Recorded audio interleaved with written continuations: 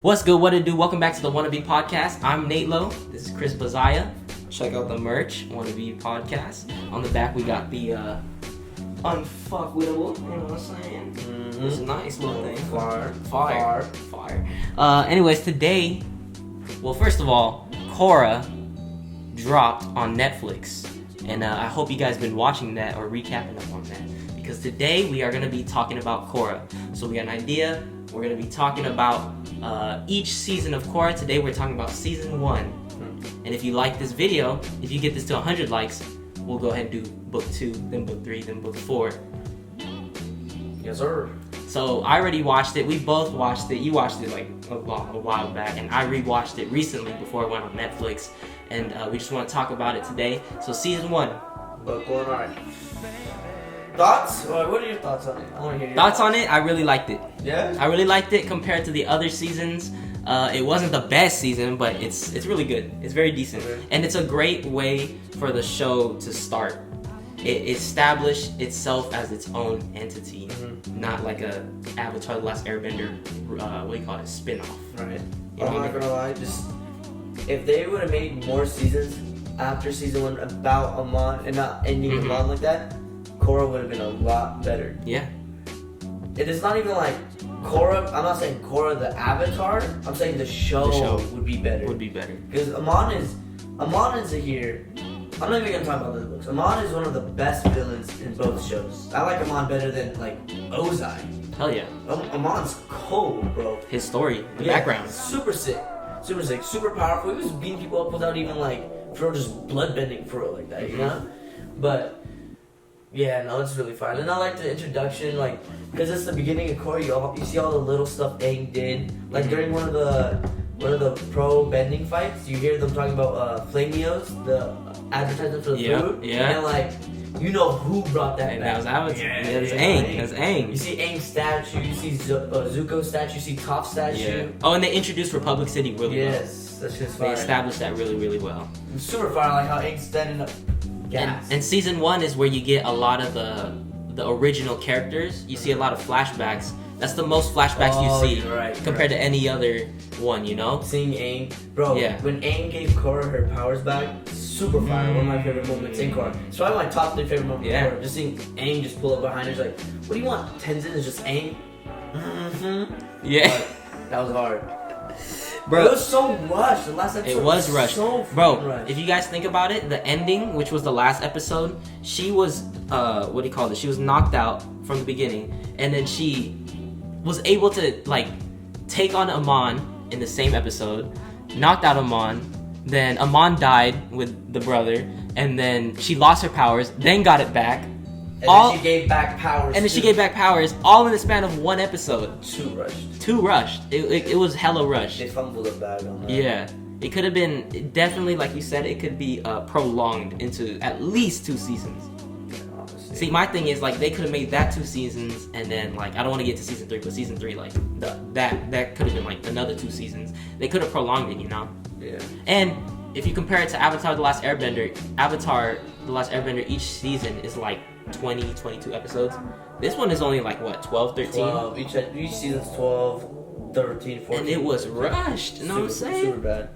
Crazy. I really like the whole concept of Korra though, like it just being so much more modern because of Aang. Hell like yeah. seeing Toph and her like metal benders, like seeing freaking Lynn's whole little so dope. Like seeing the blimps and them using like their own. It's sick. Like set in like the 40s or like the 30s, huh? Like 1930s, 1940s, or like 50s, honestly. Somewhere there, cars, yeah, with the cars too. Yeah. Let's talk about characters that stood out to us in season 1. Stood out. Asami was a really big deal to me. In the beginning, she was kind of annoying, but I can understand why. She didn't believe everybody when they were all telling her that her dad was bad. Like, oh, but then when she finds out she actually was a good person and didn't betray everybody, a lot of people would side with her father in that scenario, especially what happened to her mom. But she still stuck to the greater good, and I respect her heavily for that. Yeah. Milo, obviously the GOAT, loved Tenzin. Korra got annoying with Tenzin. Little temper tantrums, little attitude like she when had. She destroyed that the ancient practice thing. Yeah. That got me. I was like, wow. Pissed me off. Little baby. Yeah. And then she was like, she and then throughout the whole season, you can see her having those problems too. Yeah. Oh, and season 1 was the only season really where we got to see relationships. You know, we got to see the Mako and Bolin and Korra and all that. Bro, that Bolin shit when he pulled up with the flowers, I was big mad, so mad. He was. Oh, you know who was annoying me too that season was Toph's daughter, Lynn. I get her mixed up with the other daughter, but She was Lynn. so mad. She was like, damn, like you, like old lady, shut the fuck up. Like she wouldn't let Korra play on the game. Yeah, you're right. And then who saved Lynn when the Equalizers came to attack during the game? Exactly. Fucking Korra. And Tenzin got knocked out like that. They both got knocked out. It's crazy how they made Tenzin look like that, but then in season 3 he goes off. Bro, it just doesn't make sense. The power scaling. That's why Korra to me isn't as good as Avatar. The power scaling inconsistent. Yes, very inconsistent. Very inconsistent with the powers. Like like Tenzin season 1 was very weak. The way they portrayed him was weak. Season 3 he gets good. Korra was weak like throughout season 1. Then in the end, all of a sudden when she got her powers back, she just like was able to do everything. Yeah. And how she was struggling with the air. And then suddenly she's able to do it. Bro. Wait, say that, bro. Struggling with air. She was really struggling with air, lost her powers, and suddenly oh my god, makes bro. no sense. But that's why season 3 is so much better to me. Like it all, like the power scaling, the story, Perfect, everything makes sense. It's so good. Yes. Season 2 is the second best, but yeah, I really love pro bending. Like the game that's so dope. It was amazing. Really dope. It was fun to watch. Really sick. But then again, like I'm thinking, like, dang, Bolin, Mako, and Korra, that's a dope team. Mm-hmm. Just imagine Aang. No, Aang can't even. Put Aang in that John. Katara and Toph, or Zuko, Katara, and Toph. In their primes, raps, championships, Bro, they were medals, kids, and they're better than everybody else in that. Like, damn. Bro, them as adults or young adults in that scenario, Toph alone is taking. They're literally never gonna lose for like 80 years. Yeah, they won't lose. That's so overpowered. That's OP. gonna be crazy. And I really like that game also because we got to see new ways of the creators animating fighting scenes. Yeah, because you see the way they fight now too. Is like more like. Yeah, and what do you call this? The slow motions, all that's hella different from the Avatar, Last Airbender. You know, it's very different with that.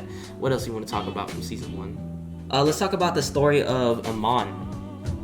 How it's crazy how he was able to resist like bloodbending so easily. Just walked that shit off. Yeah, bro. walked it off. But then Katara also resisted bloodbending. Like that won't work on me. Oh yeah, and she did it. Well, maybe you know what I think it is. I think bloodbenders are able to do that. No, because he was able to stop all of he took away Tarlok's bending with bloodbending. He was able to keep him still too. Oh, and Tarlok knows how to bloodbend too. And Hama, who created bloodbending, couldn't stop Katara's bloodbending. So I really think it's like you have to be prodigy go. So be able to control your own. Yeah, Katara and Amon. There is no better waterbender on the planet than those two. Who would win? That's why I made a video about that. I was like, it's really tough because I saw theories that, remember when she was in the Southern Raiders episode when she wanted to get revenge on her mom? Mm-hmm. And she bloodbended, but there was no full moon because there was a full moon like 2 weeks ago when she fought Hama. And she still bloodbended. So she still bloodbended. So it's like a whole theory that she could bloodbend without the full moon. Yeah, which but I'm then pretty like, sure you can. Korra fans are like, no way, Jose. They didn't say so. It's not true. It's a theory. And all I know is Katara beat the person that created bloodbending and mastered it over 50 years after learning it for 1 minute. She didn't even She didn't even get taught bloodbending. She got bloodbended, took her a minute, and went boom. And was able to bloodbend. And it took Amon years to learn it. Years to master. With his father, like, freaking strict parenting on him and all that. You put Katara in Amon's situation. Katara might be the biggest prodigy ever in all both shows. And I'm not even a Katara fan. I'm pretty sure. But she mastered everything like this. 6 months, just think, 6 months before like the show started, she was like little water good. And then give her 1 year, less than 1 year, holy that change, shit, bro. Bro, she was already doing like waves. She was stopping rain. Bro, she was stopped in a year. Now let me tell you. In the middle of the day, it wasn't even night. Yeah, let me tell you this. if we put Katara in Korra's situation, would she be able to stop Amon? If we put the end of the season, Katara. And Katara has a better chance of beating. Like, in a logical scenario, if Korra doesn't use her like avatar state, no, but she has. Korra didn't even master her avatar state. Yeah. Katara might actually have a better chance of beating him. Way easier. That's what I'm saying. She could have beat Amon like. And then easily. like Katara at her age. Yeah. Yeah, that's what I'm saying. She might be able to, honestly. It's all, hey, Amon and Katara would be a really good fight, and for you guys to say that Amon slaps, you really don't know the potential Katara has and how far she could go. She never even really struggled with Hama. It took her seconds, bro. Alright, last thing to cap it off, what's your favorite thing and least favorite thing that you saw from season 1? Favorite thing is seeing the Airbending family start to come back. I love that so much. Milo. Tenzin, Oogie.